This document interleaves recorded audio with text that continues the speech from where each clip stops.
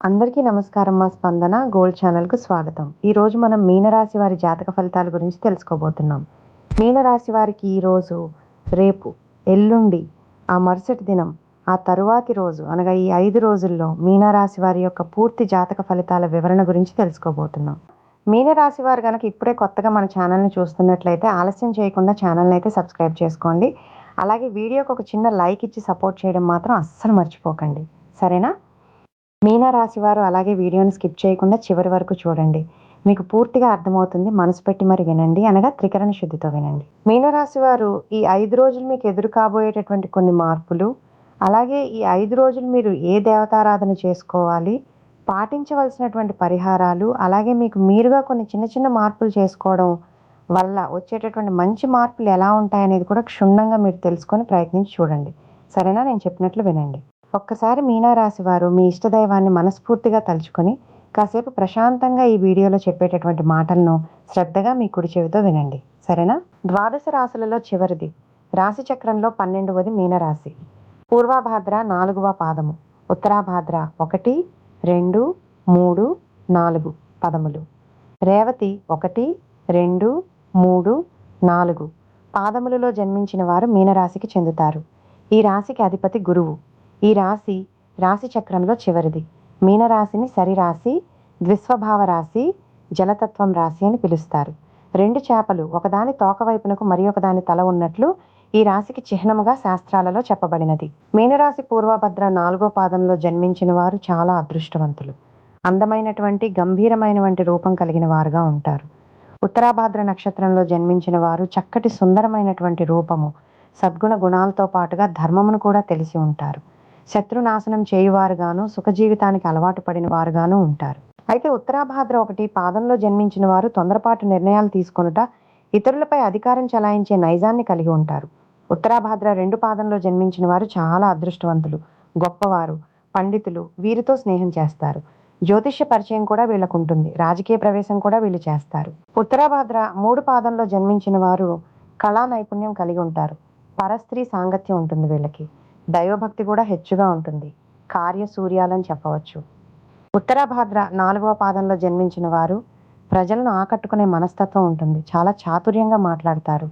రేవతి నక్షత్రం 1వ పాదంలో జన్మించిన వారు అందరి గౌరవం పొందగలుగుతారు. చాలా అదృష్టవంతులు. సుఖజీవనానికి వీళ్ళు అలవాటు పడతారు. రేవతి నక్షత్రం 2 పాదంలో జన్మించిన వారు పాపపు పనులు చేయడంలో వీరికి ఎక్కువగా ఆసక్తి ఉంటుంది.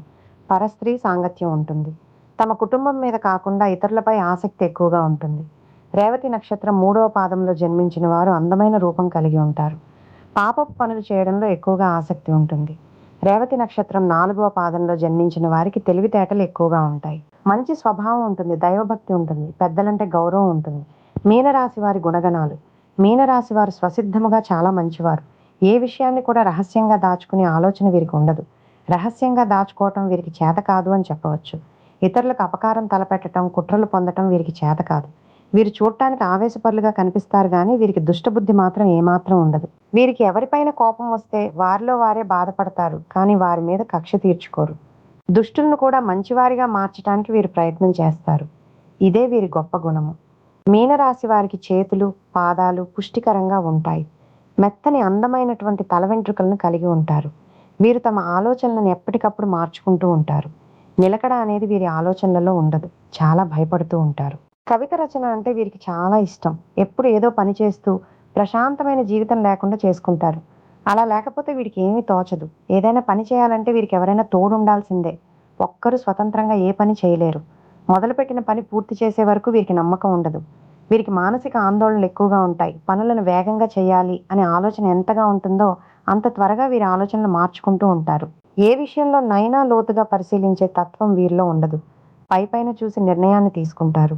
మీనరాశి వారికి విశ్రాంతి చాలా అవసరం. విశ్రాంతి లేకపోతే ఏ పనులను వీరు సమర్థవంతంగా నిర్వహించలేరు. తొందరగా అలసిపోయే వంటి మనస్తత్వాన్ని కలిగి ఉంటారు. ఈ రాశి వారిపై స్త్రీల ప్రభావం ఎక్కువగా ఉంటుంది.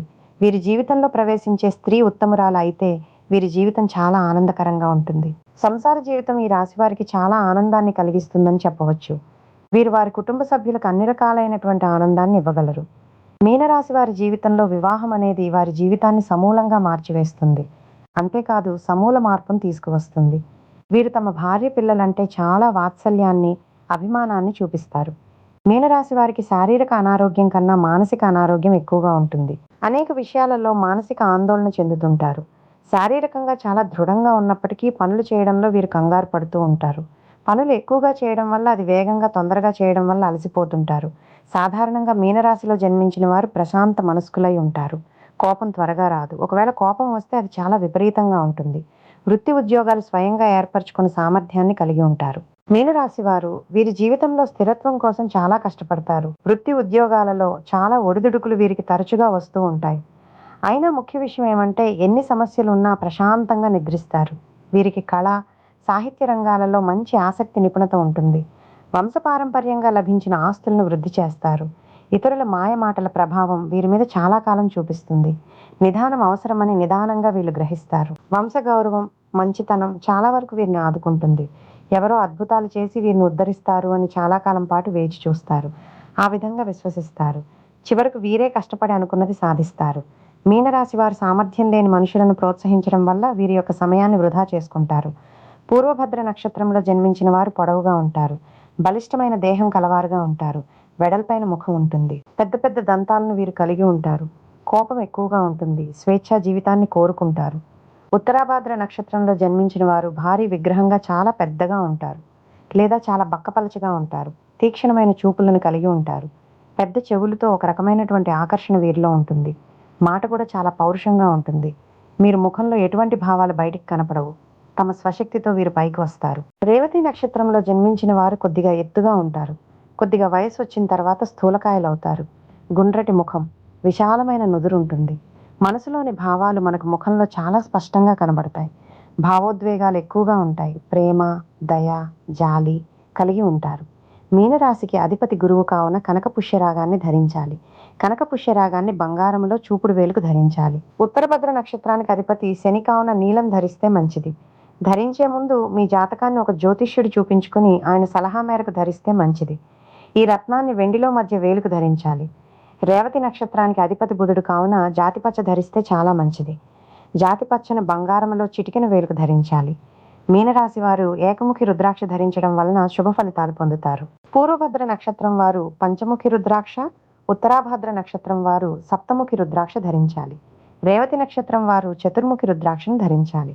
సుబ్రహ్మణ్య స్వామికి అభిషేకం చేయించడం వల్ల శుభ ఫలితాలు పొందుతారు. మీనరాశిలో జన్మించిన అమ్మాయిలు రాశి చక్రంలోనే అత్యంత సున్నితమైన మనస్కులు, దయాగుణం కలిగిన వారు మరియు కళాత్మక హృదయం ఉన్నవారు. వీరు ఒక అంతుచిక్కని సముద్రం లాంటి వారు. కలల ప్రపంచపు రాకుమారి మీనరాశి అమ్మాయిలు వాస్తవిక ప్రపంచం కంటే తమ సొంత ఊహా ప్రపంచంలో నివసించడానికి ఎక్కువగా ఇష్టపడతారు. మీనరాశి అమ్మాయిల హృదయం చాలా మెత్తనిది. ఎదుటివారి కష్టాన్ని చూస్తే వీరు త్వరగా చెలించిపోతారు. పరిచయం లేని వారైనా సరే ఎవరైనా ఇబ్బందుల్లో ఉంటే తమకు తోచిన సహాయం చేయడానికి ముందుంటారు. వీరిలో స్వార్థం చాలా తక్కువ. ఇతరుల సంతోషం కోసం తమను తాము త్యాగం చేసుకోవడానికి కూడా వెనుకాడరు. వీరికి సిక్స్త్ సెన్స్ చాలా ఎక్కువగా ఉంటుంది.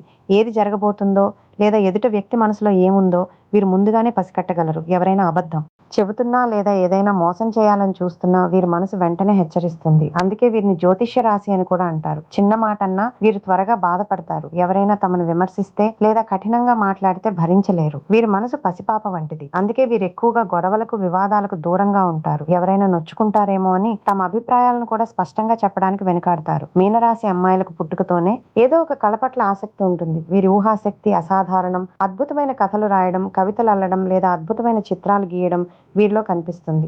వీరికి సంగీతం అంటే ప్రాణం. మనసు బాగోనప్పుడు సంగీతమే వీరి ప్రధాన ఔషధం. నృత్యం, పెయింటింగ్ వంటి రంగాల్లో వీరు సహజ సిద్ధమైన ప్రతిభను ప్రదర్శిస్తారు. వీరు నివసించే గదిని కూడా చాలా కళాత్మకంగా అలంకరించుకుంటారు. రంగులు, లైటింగ్ మరియు అందమైన వస్తువుల పట్ల వీరికి మక్కువ, ఎక్కువ ప్రేమ. విషయంలో మీనరాశి అమ్మాయిలు అత్యంత రొమాంటిక్ మరియు భావోద్వేగ పూరితంగా ఉంటారు. వీరి ప్రేమ ఒక స్వచ్ఛమైన ప్రవాహం లాంటిది. వీరు తమ భాగస్వామి గురించి ఎన్నో కలలు కంటారు. ఒక రాకుమారుడు లాంటి వ్యక్తి వచ్చి తమను తీసుకెళ్లాలని ఆశిస్తారు. సినిమాల్లో చూపించే రొమాంటిక్ సన్నివేశాలను తమ జీవితంలో కూడా కోరుకుంటారు. ఒకసారి ఎవరినైనా ప్రేమిస్తే వారి కోసం ఏదైనా చేస్తారు. భాగస్వామి అవసరాలను తమ అవసరాల కంటే ముందుంచుతారు. వీరు చాలా నమ్మకమైన మరియు ప్రేమపూర్వకమైన భాగస్వామిగా ఉంటారు. భాగస్వామికి ఏదైనా సమస్య వస్తే ఒక ఓదార్పునిచ్చే తల్లిలా, మంచి స్నేహితురాల్లా అండగా నిలుస్తారు. వారిని మానసిక ఒత్తిడి నుండి బయటపడేయడంలో వీరు దిట్ట. కుటుంబం పట్ల మీనరాశి అమ్మాయిలకు అంకిత భావం చాలా ఎక్కువ. తల్లిదండ్రుల పట్ల చాలా విధేయత కలిగి ఉంటారు. వారిని ఇబ్బంది పెట్టడానికి ఇష్టపడరు. ఇంటి పనుల్లో మరియు బాధ్యతల్లో తమ వంతు సహాయం అందిస్తారు. వీరిని రాశి చక్రంలోని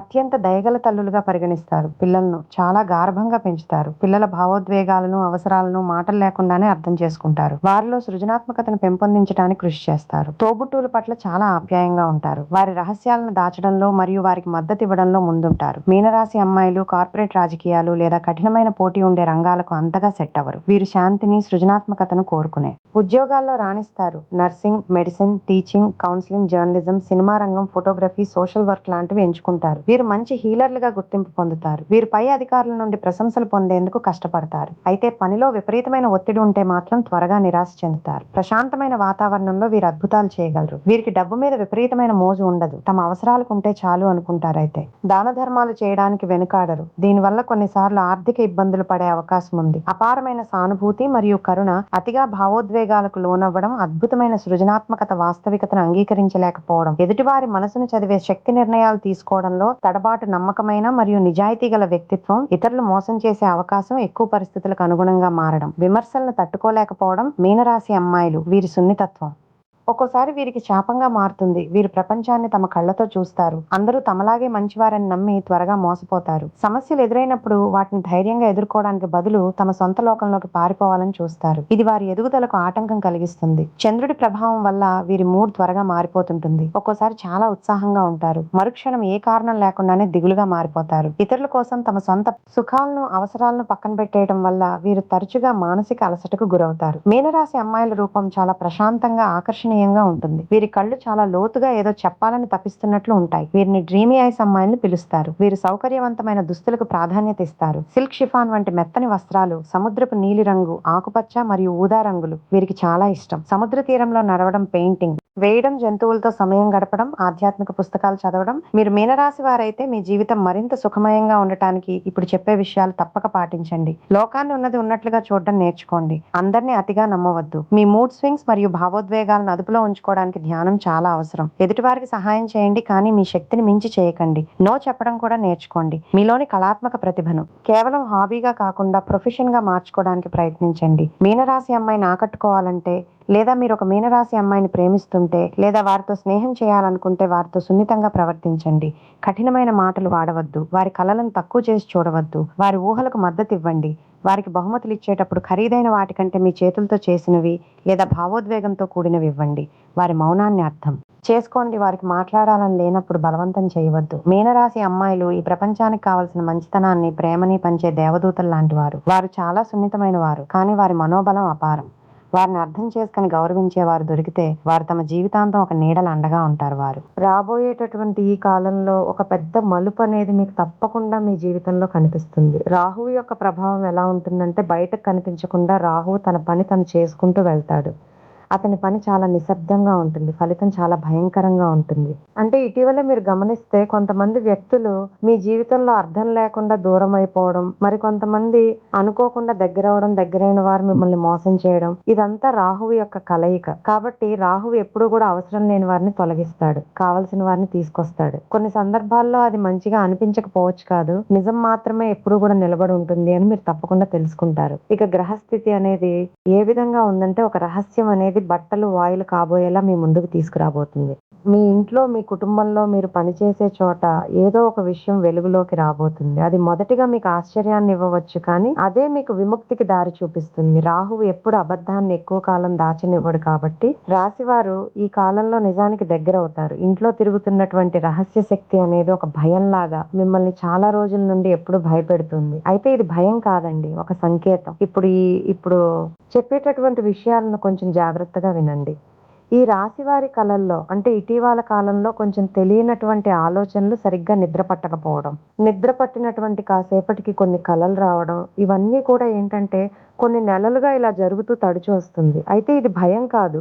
ఇది ఒక శక్తి. అంటే మీ ఇంట్లోనే ఒక రక్షణ శక్తి అనేది మీ చుట్టూ తిరుగుతూ మీపై ప్రభావం చూపిస్తుంది. ఒకవేళ మీరు కనుక మీ ఇంట్లో ఉన్నటువంటి మీ యొక్క పూర్వీకుల గురించి పూర్తిగా మర్చిపోయినా, లేదంటే కులదేవత ఆరాధన పూర్తిగా పక్కన పెట్టినా, లేదంటే కుల దైవానికి సంబంధించినటువంటి పూజలు కానీ, నామస్మరణ కానీ ఇవేమీ కూడా చేసుకోకపోవడం వలన మనశ్శాంతి ఉండదండి. ప్రతి ఒక్కరూ గమనించాలి. మన ఇంట్లో మన దేవతారాధన అంటే మన పూర్వీకుల కాలం నుండి చేస్తున్నటువంటి దేవతారాధన మనం ఎప్పుడూ కూడా మర్చిపోకూడదు. అలాగే మన తాత ముత్తాతల కాలం నుండి వస్తున్నటువంటి మన పూర్వీకులు ఎవరైతే ఉన్నారో, పితృదేవతలు ఎవరైతే ఉన్నారో వారి కృప లేనిదే మనకు ఎప్పుడూ మనశ్శాంతి కానీ మనం అనుకున్నటువంటి పనులు సక్రమంగా జరగడం కానీ ఇవేవి జరగవు. కాబట్టి వారి కృపతో మనం మన పనులను సులువుగా చేసుకోవాలి అంటే ప్రతి అమావాస్య నాడు వారికి సంబంధించినటువంటి వివరాలన్నీ కూడా కనుక్కొని పెద్దలను వారికి చేయవలసినటువంటి కార్యక్రమాలను తప్పకుండా చేయండి. అలాగే మీ పెద్దలను కనుక్కొని మీ యొక్క ఇంటి దైవం ఎవరు, కులదైవత ఎవరు అనేది తెలుసుకొని వారి యొక్క పూజ అలాగే నామస్మరణ ఇవి చేసుకోవడానికి ప్రయత్నించండి. వారి శక్తి పతింతలై మిమ్మల్ని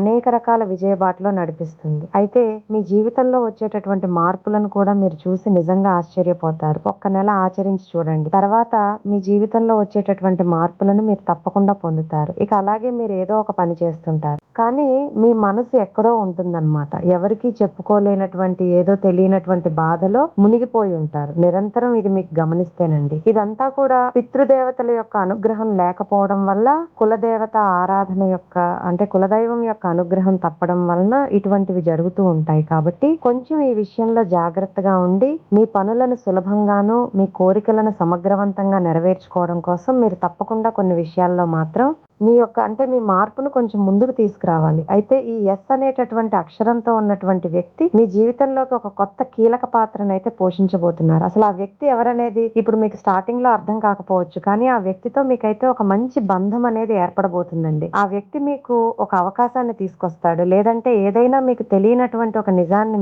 మీతో షేర్ చేసుకోవచ్చు. లేదా మీ జీవిత దిశను మార్చేటటువంటి ఒక సలహా మీతో చెప్తాడు. ఇలా ఏదైనా కావచ్చు. ఆ వ్యక్తి వచ్చిన తర్వాత మీరు మునుపటిలా అయితే మీ ఆలోచన విధానం ఉండదనే చెప్పుకోవచ్చు. ఇక వారి మాటలు మీ మనసులో అలా మిమ్మల్ని మేలుకొలిపేలాగా మీకు ఉపయోగపడేలాగా ఉంటాయి. రాత్రులు నిద్ర లేకుండా కూడా చేస్తాయి. అంటే మీ మనసులో మంచి అభివృద్ధికరమైనటువంటి ఆలోచనలు నడిపిస్తాడనమాట ఆ వ్యక్తి చెప్పేటటువంటి సలహా. ఇది యాదృచ్ఛికంగా జరగదండి. ఇదేంటంటే మీ జీవితంలో ఆ వ్యక్తి రావడం అనేది ఒక అధ్యాయం ముగిసి మరొక అధ్యాయం మొదలు పెట్టేటటువంటి అవకాశాన్ని భగవంతుడు మీకు ఇవ్వబోతున్నాడు. మరి ఈ 4 రోజుల కాలంలో మీ జీవితంలో అనేక మార్పులు అనేవి సంభవించబోతున్నాయి. ఇది సాధారణమైనటువంటి రోజులు కాదు. ఎందుకంటే మీ జీవితంలో బయట కనిపించినటువంటి లోపల బలమైనటువంటి మార్పులు అనేవి ఈ రోజు నుండే మొదలవుతాయి. ఈ రోజు నుండి మీరు గమనిస్తే మీరు ఏ పని చేస్తున్నా కూడా మనసు అంటే చాలా రోజుల నుండి మీ మనసు అనేది మీ దగ్గర ఉండడం లేదు. రకరకాల ఆలోచనలు చేస్తూ రకరకాల ప్రదేశాలకు వెళ్ళి తిరిగి వస్తూ ఉంటుంది. అయితే ఇప్పటి నుండి మీరు ఏ పని చేస్తే ఆ పని మీద మీరు పూర్తిగా కాన్సన్ట్రేషన్ చేస్తారు. కొన్ని పాత సంఘటనలు